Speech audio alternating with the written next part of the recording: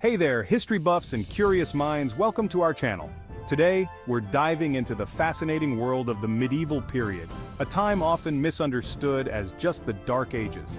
From bizarre medical treatments to trials by ordeal and the ever-present influence of chivalry, the medieval period was a whirlwind of strange happenings and captivating events.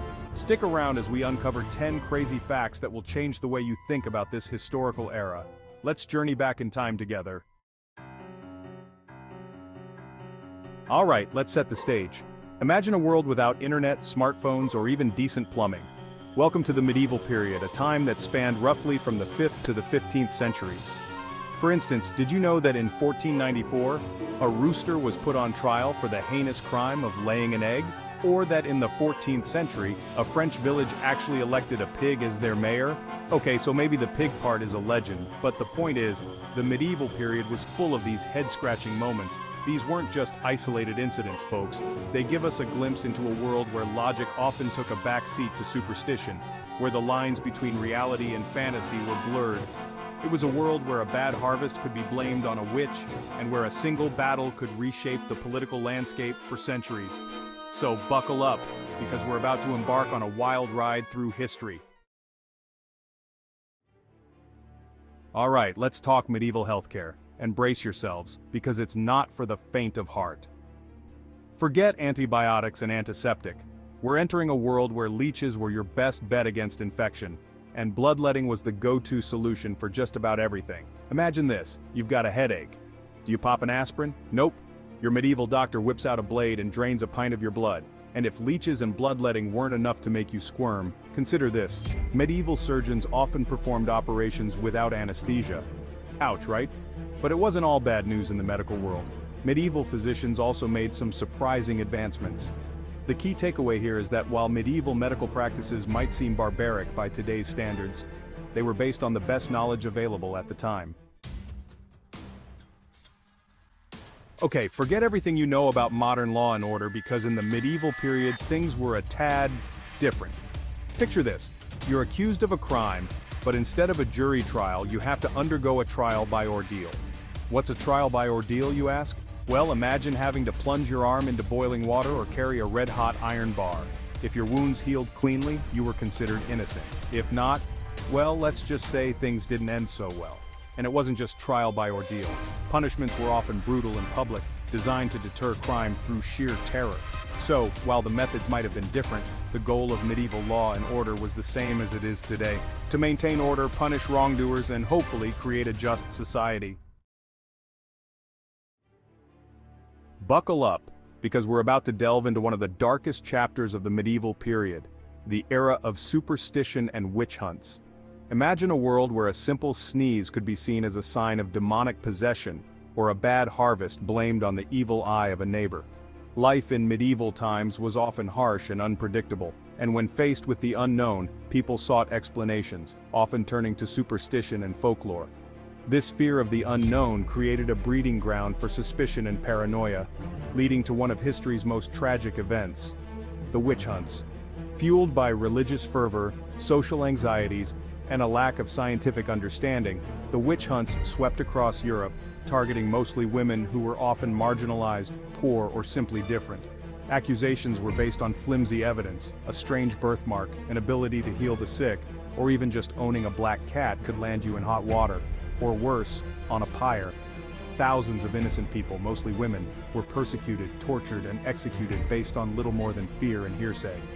The era of witch hunts stands as a stark reminder of the dangers of ignorance and the importance of critical thinking. Alright, let's talk chivalry. Now, when you hear the word chivalry, you probably picture knights in shining armor rescuing damsels in distress, right? And while that's partly true, chivalry in the medieval period was a lot more complex than Hollywood would have you believe.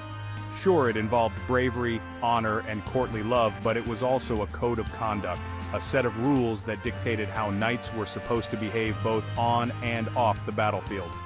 Think of it as a medieval handbook for being a gentleman, with swords and horses thrown in. Knights were expected to be courageous in battle, loyal to their lord, and chivalrous towards women. They were supposed to defend the weak, uphold justice, and exhibit good manners. Basically, they were striving to be the ideal medieval gentleman. But here's the catch. Chivalry was often more aspirational than realistic.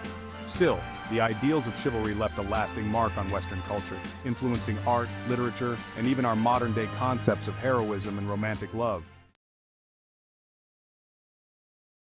Alright, time to ditch the rose-tinted glasses and talk about everyday life in the medieval period. Spoiler alert, it wasn't pretty. Forget about indoor plumbing, central heating, and your daily dose of social media. Life for the average person was tough, short, and often pretty smelly. Let's start with hygiene, or lack thereof. Bathing wasn't exactly a daily ritual, more like a once-a-month kind of deal if you were lucky. And forget about deodorant. People just kinda stunk. Chamber pots were all the rage, and let's just say they weren't known for their pleasant aroma. But it wasn't all doom and gloom. Despite the hardships, they built strong communities and found ways to make life bearable. Let's talk about the big guy upstairs, or at least the institution that claimed to represent him, the church. In the medieval period, the church wasn't just a place of worship, it was the ultimate power player, wielding influence over every aspect of life, from politics to everyday morality. Imagine a world where the church held the keys to both heaven and, well, pretty much everything else. The church was the largest landowner, controlled education, provided social services, and even crowned kings. From the grandeur of cathedrals to the ringing of church bells that dictated the rhythm of daily life, the church's presence was inescapable. It offered hope of salvation but also instilled fear of damnation. But the church wasn't just about power and control, it was also a center of learning, preserving ancient texts and fostering intellectual pursuits. Alright, let's talk social hierarchy. And no, we're not talking about Instagram followers. We're diving into the feudal system, the backbone of medieval society. Imagine a giant pyramid with the king at the top, and everyone else neatly arranged below him, based on their social status and, more importantly, their obligations. At the bottom, you had the peasants, or serfs, who made up the vast majority of the population. They worked the land, paid taxes to their lord, and basically kept the whole system afloat. Think of them as the essential workers of the medieval period, not glamorous but absolutely vital. Above them were the knights who swore loyalty to a lord in exchange for land and protection.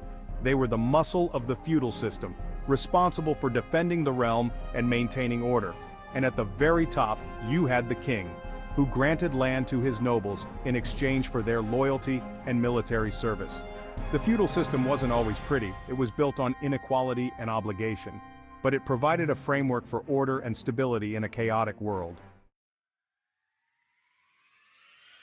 Okay, let's shatter the myth of the Dark Ages, because when it comes to art and literature, the medieval period was anything but dull.